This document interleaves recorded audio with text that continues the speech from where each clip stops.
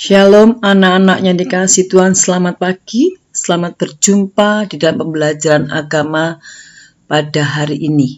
Ya, hari ini kita tetap masuk pada bab ketiga, yaitu bernyanyilah dengan roh dan akal budi. Sebelum kita mulai pembelajaran hari ini, kita berdoa terlebih dahulu. Mari kita berdoa. Tuhan, terima kasih untuk hari ini yang Tuhan beri bagi kami. Kami akan belajar, berkati dan pimpin kami. Dalam nama Yesus, amin. Ya, sebelum kita masuk pada pembahasan pelajaran hari ini, kita nyanyikan terlebih dahulu lagu yang kita nyanyikan yang kemarin, yaitu bersyukur kepada Tuhan. Yuk kita nyanyikan dulu ya. Bersyukur kepada Tuhan, bersyukur kepada Tuhan, sebab Ia baik. Bersyukur kepada Tuhan, bersyukur kepada Tuhan, bersyukur kepada Tuhan, sebab Ia baik. Bersyukur kepada Tuhan. Ya, bersyukur kepada Tuhan, bernyanyi untuk Tuhan karena Tuhan baik. Nah, anak-anak, kita dalam bab 3 ini ada beberapa tujuan pembelajaran yang penting yang akan kita pelajari, yaitu yang pertama adalah memahami makna nyanyian ibadah bagi jemaat. Lalu yang kedua adalah memahami arti bernyanyi dengan roh dan akal budi. Dan poin yang ketiga adalah cara menyanyi yang benar. Mari kita akan belajar yang pertama, tujuannya pembelajaran memahami makna nyanyian ibadah bagi jemaat.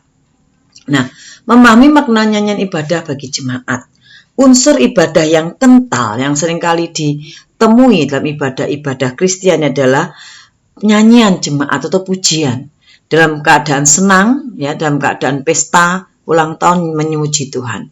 Bahkan dalam suasana sedih, kematian pun pasti di sana ada pujian untuk Tuhan, nyanyian untuk Tuhan. Mengapa? Melalui nyanyian, melalui pujian jemaat, kita mengekspresikan hati dan pikiran kita tentang Allah dan karyanya.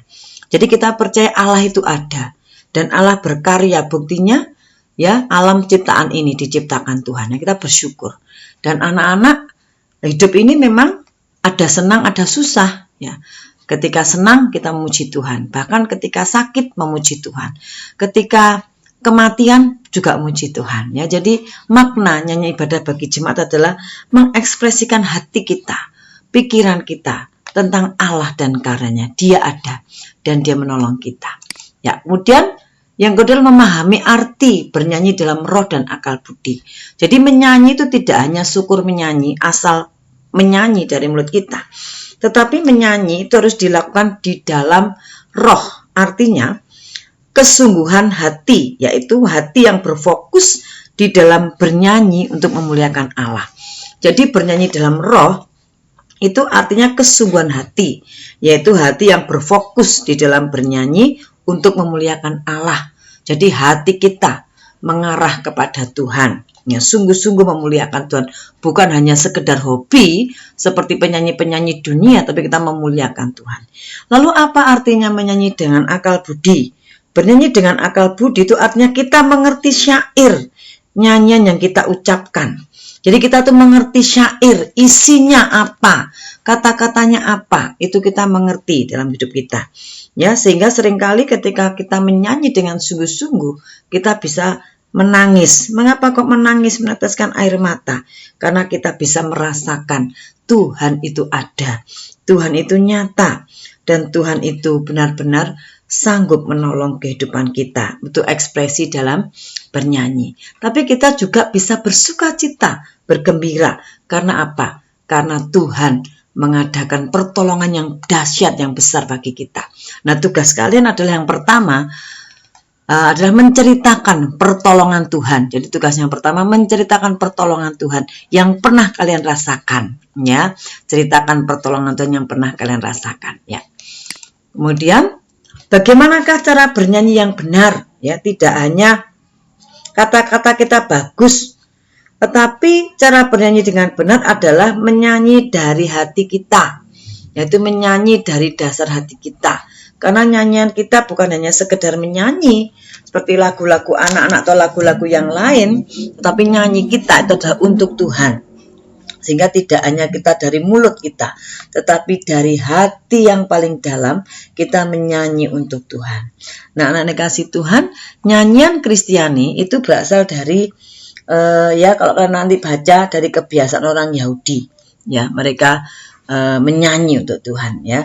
Dan sekarang banyak nyanyian-nyanyian yang ada dalam lagu-lagu rohani. Banyak Tuhan pakai pencipta-pencipta untuk menyanyi, memuji Tuhan. Nah, syairnya ada yang sedih, ada yang senang, ya. Demikian juga isinya ada pujian pengagungan, juga permohonan, ya harapan, dan juga pengagungan kepada Tuhan. Oke, silakan kalian nanti belajar, ya. Belajar dari buku LKS yang sudah kalian terima. Nah, sekarang tugas kalian yang kedua, tadi yang pertama menceritakan pengalaman anak-anak pernah ditolong Tuhan. Yang kedua adalah membaca materi. Berarti kan ini bab 3 di buku LKS, ya. Halaman 22-23. Yang kemudian tugas selanjutnya adalah mengerjakan soal di buku LKS halaman 23-26. Silakan dikerjakan semua. Kalau tidak tahu, tolong saya di Japri dan tulis mana-mana yang kalian tidak bisa. Nanti akan Bu Yanti bantu. Oke, selamat mengerjakan tugas sampai selesai dan jangan lupa foto saat belajar, ya. Oke, terima kasih anak-anak. Tuhan Yesus memberkati.